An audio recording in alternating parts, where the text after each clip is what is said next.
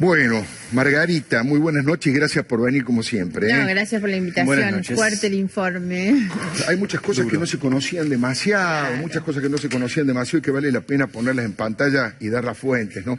Comentábamos en la apertura que tanto el tema Milani, derechos humanos y todo esto, como el tema de la semana negra de Mauricio Macri, lo íbamos a analizar con vos y con Alejandro Katz, ensayista, intelectual, que ya está en nuestros estudios también. Bueno, la primera pregunta es sobre todo esto que hemos visto, digamos, ¿por qué Cristina hizo eso? ¿Por qué Ebe Bonafini? Siendo que, bueno, durante muchísimo tiempo Ebe Bonafini fue un verdadero símbolo de la defensa de los derechos humanos, esos pañuelos blancos. ¿Qué fue lo que pasó dentro de todo eso que termina degradándose de esta manera? A ver, en realidad yo creo que lo que debemos a esta altura es considerar destruida totalmente esa idea o esa imagen que tenemos de que Cristina o Ebe eran algo distinto a Milani. A mí me parece que hay una identificación muy fuerte en todos ellos y que tiene que ver con una impronta claramente autoritaria. Milani es un autoritario, lo demuestra, lo vemos no solo en su historia, sino en sus discursos actuales, que ustedes pasaban de fin de año. Cristina tiene una concepción absolutamente autoritaria del poder. Esa es la idea con la que gobernó el kirchnerismo primero en Santa Cruz y después en la Argentina. Todo lo que ha pasado, y podemos hablar mucho tiempo de corrupción y de muchas otras cuestiones, pero eso responde a un modelo autoritario, la forma de ejercicio del poder.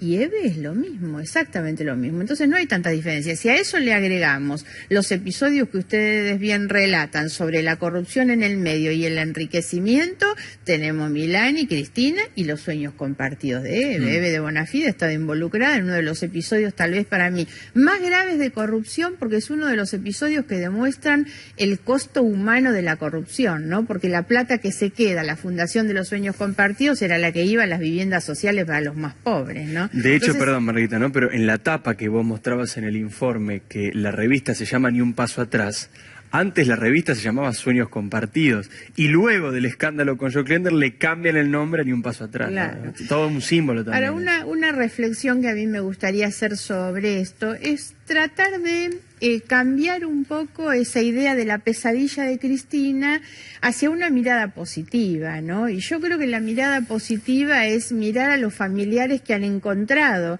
en esta detención una reparación después de muchísimos años. Yo escuchaba el otro día una nota que vos le hacías a la hermana de Ledo y la verdad es que uno escucha esas cosas y a uno le conmueve el corazón, porque esta gente ha esperado... La emoción de la madre. Claro, exacto. Esta gente ha esperado tanto tiempo. Si para uno desde la distancia esto implica desde luego esa reparación histórica de las heridas que nos quedaron. Ahora, las heridas sin cerrar de la dictadura, solamente podemos sobre ellas con memoria, verdad y justicia, ¿no? Y nos faltaba esto. Entonces yo siento que hay como una reparación, ¿no? Después otro dato que me gustaría agregar es que Milani no fue solamente el jefe del ejército. Y esto también hay que contemplarlo en un contexto donde hoy este episodio es una de los elementos que nos permiten ver el derrumbe del relato, ¿no? Claro. El derrumbe del relato en los derechos humanos, obviamente en el manejo de las instituciones. Para mí hubo una característica también de ese modelo autoritario del kirchnerismo, que fue la utilización del poder o el abuso del poder en la persecución del que pensaba distinto. El gobierno puso en marcha el proyecto X, la ley antiterrorista y obviamente servicios de inteligencia a disposición de esa persecución. Y ahí hay un dato que hay que tener en cuenta. Cuando Milani llega a la jefatura del ejército y se le delegan esas atribuciones para la persecución a través de la inteligencia que se utilizaba para eso, el presupuesto destinado a los servicios de inteligencia que manejaba Milani en el ejército sube 70%. El presupuesto de la inteligencia que se manejaba en la entonces CIDE sube el 30%. Claro.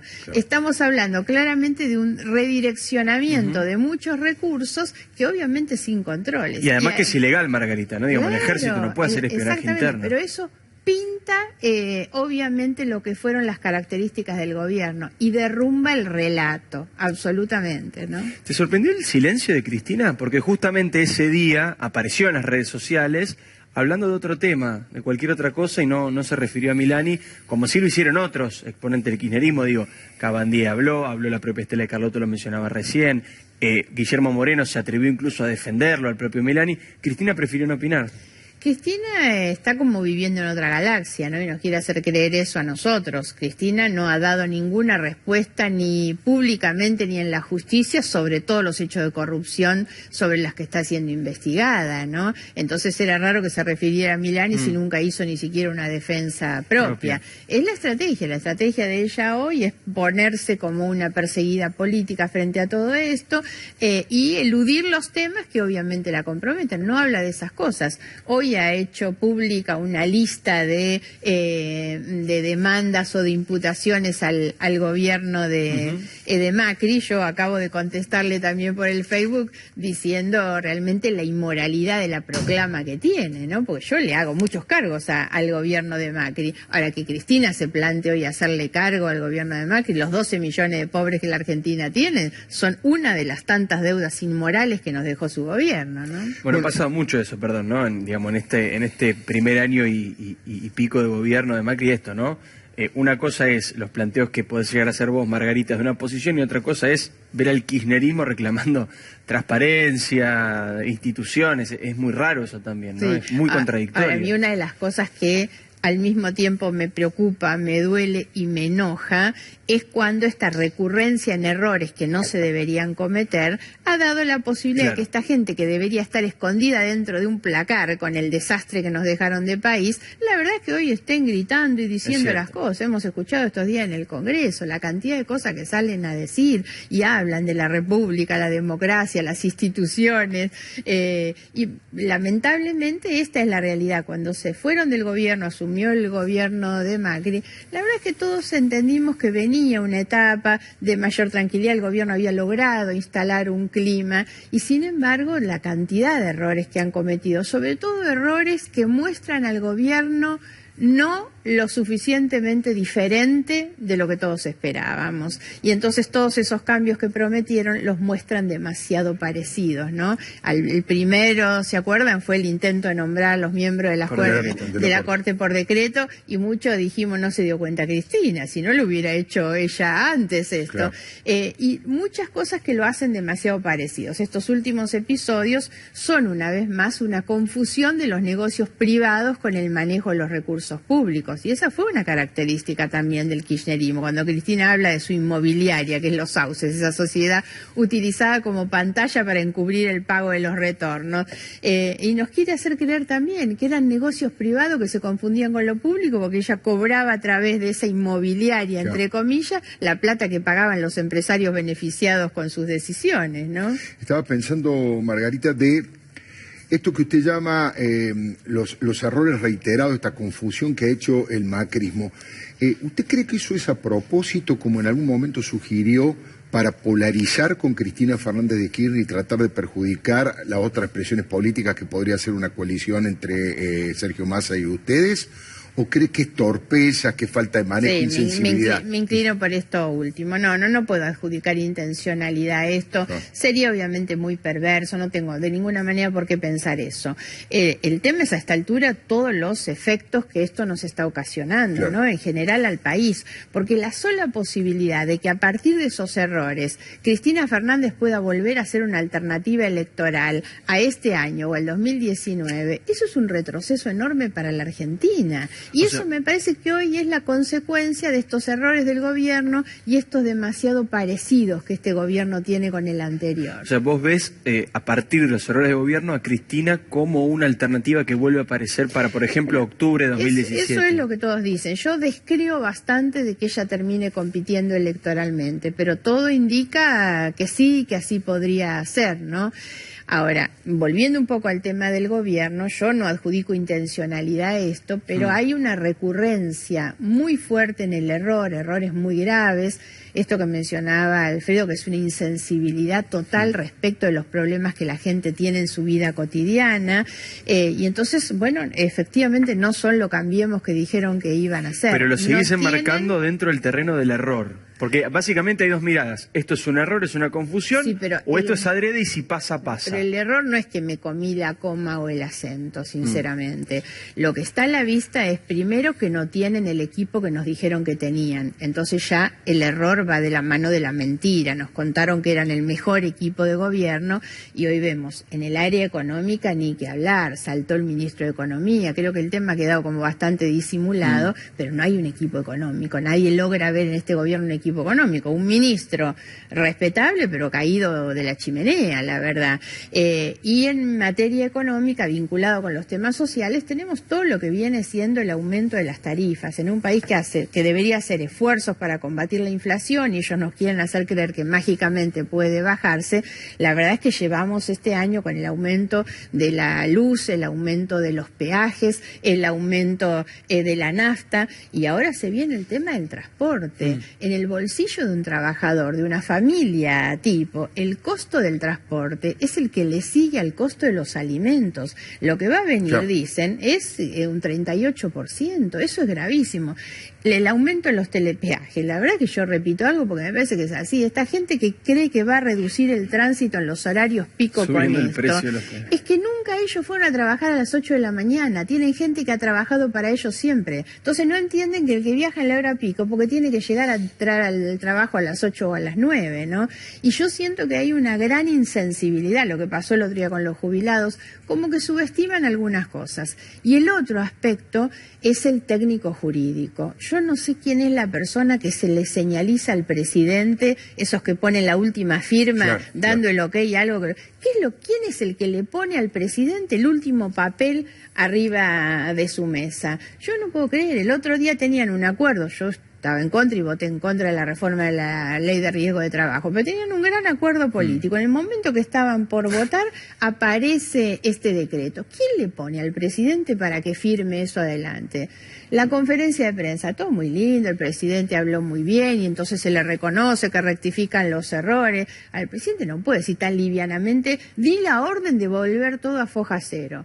Momento, el señor es el titular del Poder Ejecutivo y esto está en el marco del Poder Judicial. Entonces ya hay, digamos, está desnudando una interferencia frente al Poder Judicial. Nos habla como titular del gobierno o como titular de SOCMA, porque tampoco se puede volver a foja cero un expediente donde hay dos partes en un acuerdo, ¿no? Entonces yo digo, cometen errores demasiado gruesos, pero que no tiene que ver con el descuido, tiene que ver con que no tienen los equipos suficientes y no tienen hoy la sensibilidad necesaria para entender lo que la gente está pasando y lo que la gente está esperando. Ahora, errores, falta de sensibilidad y equipos no tan buenos como habían dicho. De todas maneras, usted, corríjame si que me equivoco, tomó distancia, tuvo una mirada crítica de ese audio que se conoció de Sergio Massa convocando a los jóvenes del Frente Renovador a, a llevar como una especie de tendencia en Internet. Bueno, Macri es igual, recorta igual que de la Rúa. La comparación en algún momento generó cierta preocupación, pero bueno, ¿cómo es su posición al respecto? Por supuesto que a mí ese tipo de campañas no me gustan. Ahora, lo que Massa dijo es lo que pasó. Estos están proponiendo descontarle a los jubilados porque están cuidando permanentemente las cuentas fiscales, no cuando hacen el acuerdo con Macri padre, pero cuentan siempre la responsabilidad fiscal, y en definitiva lo que propone hacer es lo que hizo el gobierno de la Rúa, un gobierno que yo integré, pero lo cierto es eso, no había una mentira en lo que Massa decía. Ahora, muchas cosas se intentan tergiversar en el sentido de que Massa puede aparecer en esto como un intento de embromar al gobierno, de interrumpir pide el gobierno. A ver, Massa es una persona muy joven y no tiene ninguna intención de que este gobierno no termine bien. Al contrario, si algo tiene Massa claro es que él quiere ser presidente, no sé si en el 2019 o en el 2023, y lo importante es que este gobierno termine bien para poder tener una buena posibilidad después. Es muy joven y tiene tiempo, en realidad, y creo que hay que pensar las cosas en ese sentido y con esa medida, ¿no? Y tratar de no hacer dobles lecturas antojadizas sobre un episodio de estas características. Ahora, marcabas distancia de esto del audio. Recién decías, había un acuerdo para aprobar la cuestión de la modificación de las ART. Era un acuerdo justamente con el Frente Renovador o con gran parte del Frente Renovador que tenía el gobierno. Y también marcaste distancia de Sergio Massa, que sí votó a favor. ¿Cómo definirías hoy a Sergio tenía el acuerdo Massa? Para votar a favor y se terminó justo con lo que pasó, pero digo, el Frente Renovador dio la posibilidad de que esto finalmente se aprobara. ¿Cómo definirías a Sergio Massa hoy, digamos? ¿Qué es Sergio Massa para la política argentina hoy? Bueno, yo siento que es un referente realmente importante, pero no porque lo diga yo. Cuando fue la elección del 2015, la ciudadanía al votar dejó un escenario muy planteado. ¿Cuáles son los 3 proyectos que tienen la posibilidad de disputar poder a futuro? Uno es el kirchnerismo, obviamente, y yo estoy en la antípoda de eso. El otro es este gobierno con el que al menos yo vengo teniendo cada vez más diferencias en la medida en que uno los ve en la cancha.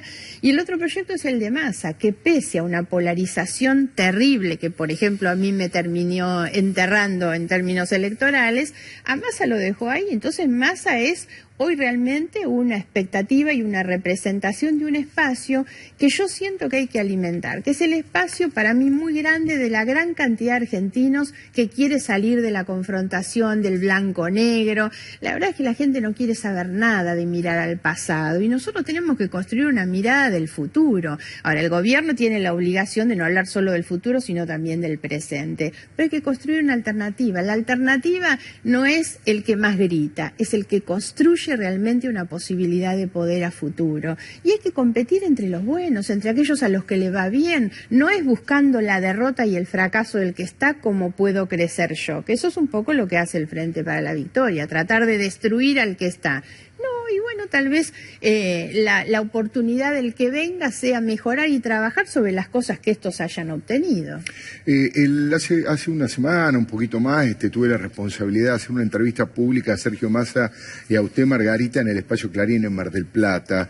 Allí hubo una respuesta suya que me parece interesante, detallada respecto de aquellos que cuestionan desde la socialdemocracia, desde el progresismo, desde el radicalismo histórico, ubíquese donde usted quiera, el hecho de que va rumbo a una coalición política electoral con alguien que fue jefe de gabinete de Cristina. Usted dio ahí algunas respuestas que mucha gente asentía como que le parecía interesante, novedosa, con miradas distintas. ¿Por qué no la repite, digamos? Sí, en realidad a mí me llama la atención que digamos, la crítica, el cuestionamiento sobre Massa sea que fue parte del gobierno kirchnerista. Me parece como muy pobre como argumento en comienzo. Me da la tranquilidad de que si tuvieran cosas más graves que decir las estarían diciendo, y eso me tranquiliza mucho.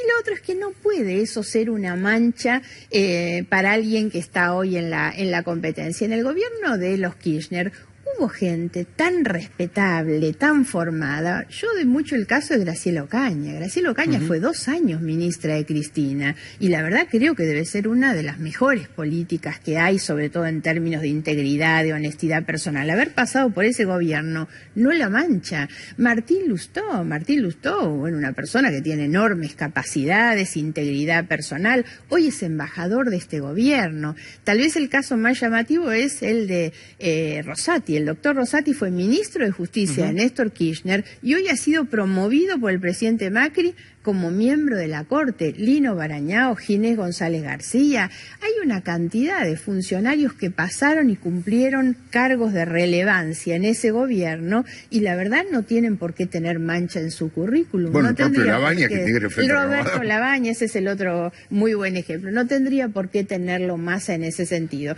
Y también siempre agrego que si a esta altura, después de tantos años, Massa, si algún pecado pudo haber tenido, me parece que lo purgó cuando le puso definitivamente, clausuró la posibilidad de la Cristina eterna. Tenemos que estarle agradecido a Massa que no tenemos Cristina eterna cuando él los enfrentó en el 2013. Y me parece que eso en gran medida nos permite mirar un poco para adelante, ¿no? Margarita, ha sido muy amable como siempre. Muchísimas gracias. Gracias a ustedes por haber venido.